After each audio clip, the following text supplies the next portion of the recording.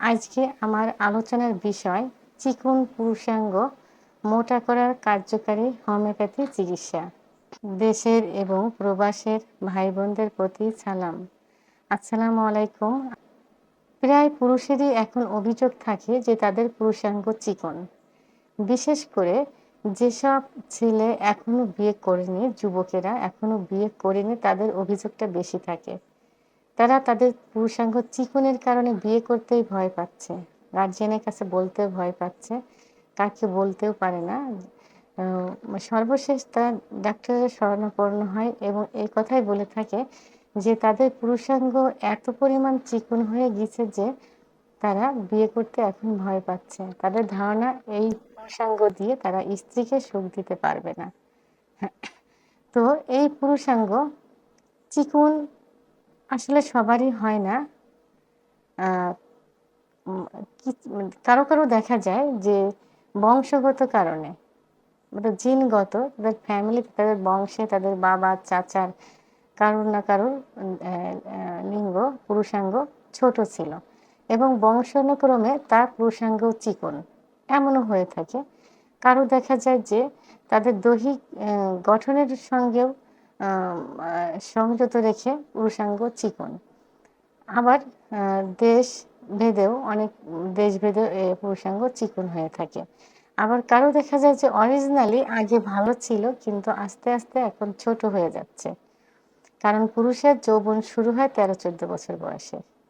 আর তখন থেকেই অনেকের দেখা যায় তার আগ থেকেই হস্তমৈথুন করতে থাকে। আর হস্তমৈথুন করার কারণেই লিঙ্গ বেশি চিকন হয়ে থাকে। কারণ লিঙ্গের ভিতর কি থাকে? লিঙ্গের ভিতর থাকে শুধুমাত্র মাংস এবং রক্তনালী, শিরা, যার ভিতর দিয়ে ব্লাড সার্কুলেশন হয়, রক্ত চলাচল হয়, লিঙ্গটা বড় হয়ে যায়।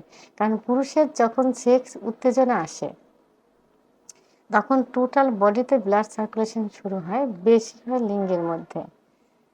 তখন লিঙ্গ লোহার মতো শক্ত হয়ে দাঁড়িয়ে থাকে। কিন্তু যখন হস্তমৈথুন শুরু হয়, দিনের পর দিন দেখা যায় যে দিনে ৩-৪ বারও করে ফেলে।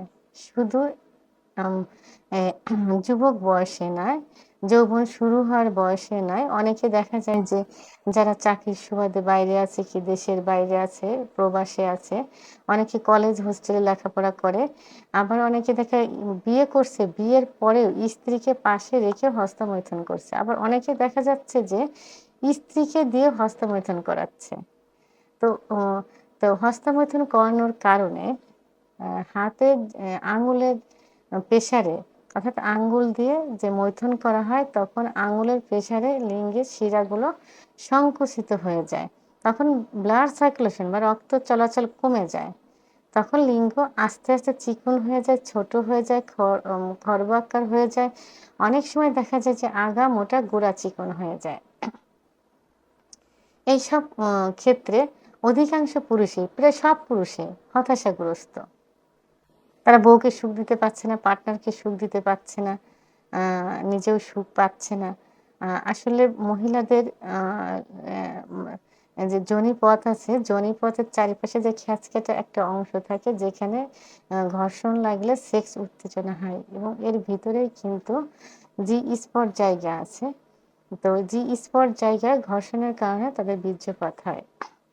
তো সবকিছু মিলায়ে লিঙ্গের আকার সঠিক, তার দৈহিক গঠনের উপরে ভিত্তিতে সঠিক একটা আকার হয় উচিত। তবে হ্যাঁ, যাদের যৌবনের শুরুতে লিঙ্গ চিকন থাকে, ছোট থাকে, যেটা বংশগত, আ জাতিভেদে নিজের দৈহিক গঠনের উপর ভিত্তি করে লিঙ্গ ছোট, চিকন, আসলে কোনো চিকিৎসাতেই এটা ঠিক হবে না। কারণ এটা ক্ষুধা প্রদত্ত। তো এটা যত চিকিৎসাই নেওয়া হোক না কেন ঠিক হবে না। কিন্তু যদি হস্তমৈথুন করার কারণে, বিছানায় ঘর্ষণের কারণে, অতিরিক্ত যৌন মিলনের কারণে লিঙ্গ চিকন হয়ে থাকে, এটার চিকিৎসা দেওয়া সম্ভব এবং চিকিৎসার কারণে ফলে আগের অবস্থায় ফিরে আসা সম্ভব। তো এর জন্য কি করতে হবে? অবশ্যই কারণগুলো বন্ধ করতে হবে। হস্তমৈথুন বন্ধ করতে হবে, বিছানায় ঘর্ষণ, অতিরিক্ত যৌন মিলন বন্ধ করতে হবে। করার পর বাসায় নিয়মিত কিছু খাবার, দুধ, ডিম, খেজুর, কাজু বাদাম এগুলো খেতে হবে। পাশাপাশি পার্শ্ব প্রতিক্রিয়া মুক্ত কিছু হোমিওপ্যাথি ওষুধ আছে যেটা খেতে হবে এবং ব্যবহার করতে হবে। তাহলে পূর্বের অবস্থায় ইনশাল্লাহ ফিরে আসবে। তা হোমিওপ্যাথির যে ওষুধগুলো বলবো, তার প্রথম যে ওষুধটা, বিশেষ করে যাদের হস্তমৈথুনের কারণে লিঙ্গ চিকন হয়ে থাকে, ছোট হয়ে থাকে, খর্বকার হয়ে থাকে, আগামোটা গুড়া চিকন হয়ে থাকে, তাদের ক্ষেত্রে ১ নাম্বার যে ওষুধটা সেটা হলো বেলিস্পার বেলিস্প্রেনিস বেলিস্প্রেনিস ২০০ শক্তি। বেলিস্প্রেনিস ২০০ শক্তি ওষুধটি ২ ফোঁটা জিহ্বার উপর দিয়ে সকালে এবং দুপুরে সেবন করতে হবে, খাবার আধা ঘন্টা আগে অথবা আধা ঘন্টা পরে। ১ মাস সেবন করা যেতে পারে। ২ নাম্বার যে ওষুধটি বলবো সেটি হলো Cydonia vulgaris mother tincture. Cydonia vulgaris mother tincture হস্তমৈথুনের কারণে যে লিঙ্গের খর্বতা চলে আসছে, চিকন হয়ে গেছে, ছোট হয়ে গেছে, সেক্ষেত্রে ওষুধটি খুবই ভালো কাজ করে থাকে। ওষুধটি ১৫ ফোঁটা কুসুম গরম দুধ সহ সকালে এবং রাত্রে সেবন করতে হবে খাবার আগে। খাবার আগে ওষুধটি ১ থেকে ৩ মাস পর্যন্ত সেবন করা যেতে পারে। একই সঙ্গে সাইডোনিয়া ভালগারিস মাদার টিংচার ২০ ফোঁটা হাতের তালুতে নিয়ে এবং ২০ ফোঁটা ওষুধ, ২০ ফোঁটা অলিভ অয়েল হাতের তালুতে নিয়ে ৫ মিনিট সময় নিয়ে ম্যাসেজ করতে হবে অন্ডকোষ সহ সকালে এবং দুপুরে। সকালে এবং দুপুরে, সকালে ৫ মিনিট, দুপুরে ৫ মিনিট। এবং সঙ্গে বেলিস্প্রেনিস মাদার টিংচার ওষুধটিও ব্যবহার করতে হবে। ওষুধটি ব্যবহার করতে হবে পরিমাণ মতো কুসুম গরম পানির ভিতর। পরিমাণ মতো কুসুম গরম পানির ভিতর ৪০ ফোঁটা ওষুধ দিতে হবে। বেলিস্প্রেনিস মাদার টিংচার ৪০ ফোঁটা দিতে হবে। তার ভিতর পাতলা কাপড় ভিজাতে হবে।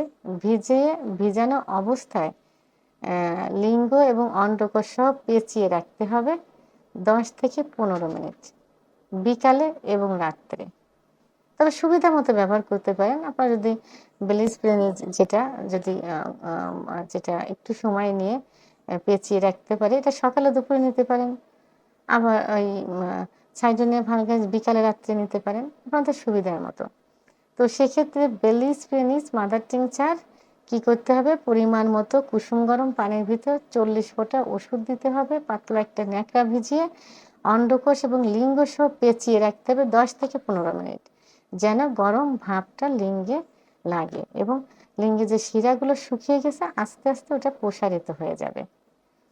তো এক্ষেত্রে পাতলা কাপড়টা আপনারা গরম পানি দিয়ে আগে ধুয়ে নিতে পারেন, তাহলে কাপড়টা গরম থাকবে। গরম কাপড় পরিমাণ মতো কুসুম গরম পানির ভিতর ৪০ ফোঁটা ওষুধ দিয়ে তার ভিতরে ভিজিয়ে নিলে কাপড়টা কিন্তু পুরাটাই গরম থাকবে। তাহলে এটা বিকালে এবং রাত্রে একই নিয়মে ব্যবহার করতে হবে। তাহলে কি হলো, এখানে ১ নাম্বার ওষুধটা বেলিস্প্রেনিস ২০০, সকালে ২ ফোঁটা, দুপুরে ২ ফোঁটা জিহ্বার উপর দিয়ে ১ মাস সেবন করতে হবে। ২ নাম্বার যে ওষুধটি সেটি হলো সাইডোনিয়া ভালগারিস মাদার টিংচার, সকালে ১৫ ফোঁটা, রাত্রে ১৫ ফোঁটা কুসুম গরম দুধের ভিতর দিয়ে খাবার আগে খেতে হবে। এবং সাইডোনিয়া ভালগারিস ২০ ফোঁটা হাতের তালুতে নিয়ে এবং ২০ ফোঁটা অলিভ অয়েল একসঙ্গে মিশিয়ে সকালে ৫ মিনিট সময় ধরে ম্যাসেজ করতে হবে, দুপুরে ৫ মিনিট সময় ধরে ম্যাসেজ করতে হবে অন্ডকোষ সহ। এবং বেলিস্প্রেনিস মাদার টিংচার গরম পানির সঙ্গে মিশিয়ে লিঙ্গে এবং অন্ডকোষে ব্যবহার করতে হবে। ওষুধগুলো অবশ্যই জার্মানি ওষুধ হতে হবে এবং সিলগালা অবস্থায় নেবেন, বিশ্বস্ত জায়গা থেকে নেবেন এবং যদি সম্ভব হয় যে ডাক্তারের চিকিৎসা নেবেন সেই ডাক্তারের ওখান থেকে ওষুধগুলো নেওয়ার চেষ্টা করবেন, কারণ ডাক্তার নিজের নামের জন্য, সুনামের জন্য হলে ওষুধগুলো সঠিক ওষুধ দিবে। তো আমার ভিডিওটি সম্পর্কে যদি কোনো মতামত থেকে থাকে অবশ্যই কমেন্টসের মাধ্যমে জানাবেন। আর ভিডিওটি ভালো লাগলে লাইক, কমেন্ট, সাবস্ক্রাইব করে আমার সঙ্গে থাকুন। আল্লাহ হাফেজ।